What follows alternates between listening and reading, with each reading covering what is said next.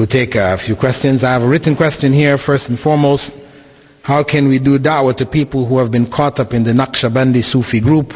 They tell people they are on the Qur'an and Sunnah. Many Muslims from Washington, D.C. area are going to their meetings. Well, we need to educate them to the realities of Tawheed. If they have understood the realities, then they cannot be caught. But if they haven't understood, then the cheap tickets, which Snake Nazim is teaching, that will take you to paradise, the cheap way, this will always be popular because human beings are bent toward this. If you have a shortcut, we're always looking for shortcuts. So somebody's offering you a shortcut here. All you have to do is to be one of my followers. As Snake Nazim tells his followers, if you are one of his true followers, when the time of death comes, the angel of death will not take your soul to hand it over to the angels of the next life. He said, I will be there to take your soul and to hand it over to the angels of the next life. And when the angels, Munkar and Nakir, come to ask you the questions in the grave, who is your Lord? What was your religion? Who was the prophet that was sent to you? He says, I will be there to whisper you the answers to you. So what is he telling you? You're guaranteed paradise. You become one of his followers, true followers, and you're guaranteed paradise. And of course, people like this. So you find big figures. The ruler of Brunei, one of his followers, built a 25 million pound center for him in England. He's got many followers. It's very attractive, And many who have accepted Islam in Europe, in Germany, and in England, they have joined his way.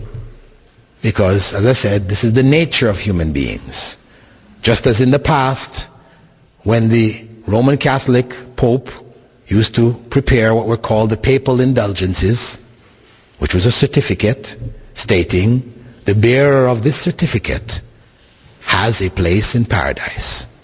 You pay some money, he puts your name on the certificate, puts his stamp, and you walk away. Right? This was done for hundreds of years. This is one of the things which Martin Luther protested against. Tickets to paradise. People are bent towards this. So by explaining, letting them understand the realities, they claim that Snake Nazim is able to be in more than 7 locations in the world at the same time. So he can be sitting with you here in your dhikr circle, and he's also in Sri Lanka, he's also in Mecca making tawaf, and his followers will confirm, he's here, he's there, he's everywhere. So you let people understand that these type of beliefs, by understanding the foundation principles of Tawheed, they understand that this is some form of deviation. Inshallah, they can extract themselves from this. And the unfortunate thing is that these types of groups that promote this idea, where you follow your sheikh blindly, you don't question, because as Musa was not able to understand the workings of Khidr, because he had special understanding, as they say, he was able to see with the spiritual eye. This is one of the statements they like to say, whereas Musa was only looking through the material eyes, right? They say in the same way, the sheikh, he has that connection. Meaning that if you see the sheikh go down to the local liquor store and he buys himself a bottle of Johnny Walker, he comes back, he pours a glass and he drinks it, don't think that he's drinking alcohol. It may appear that way to you, but no. There is another explanation, a deeper explanation, and they will give it for you. So what that does is it opens up corruption among their followers. So these individuals, himself and his khalifas, they do all kinds of stuff. And the people silently bear these things, believing that there is a deeper explanation. So you'll find the Khalifas, like one sister told me from Sri Lanka, how she had, gone into this dhikr situation with their Khalifa there. You have, in America, the Khalifa is, what's his name, Kabbani, right? In Sri Lanka, he's left a Khalifa, he's got Khalifas in different locations. And his Khalifa there in Sri Lanka, they go through this thing where they go in the room, they turn out the lights, and they're remembering Allah in this darkness, and then they turn the lights back on and they find, jewels and stuff like that in their laps and stuff, where this stuff comes from. Anyway, what she was saying that, she had gone to him, she had some problems, and he was telling her, okay, you make dhikr and so and so. Next thing she knows, he's fondling her, and she's shocked what to do, and he's carrying on, and she's just stuck in the situation. She can't say anything. She came out of it, disgusted, what to say. She left the group, ashamed, etc. But basically, she's not the only one. Many of the people have been affected in this way, but they are silent. They don't do anything. They can't say, because you cannot judge these things as they appear. So in the past, you have many examples of this kind of corruption which took place. You had people like Jimmy Jones, right, who took 900 of his followers down to Guyana and committed suicide together.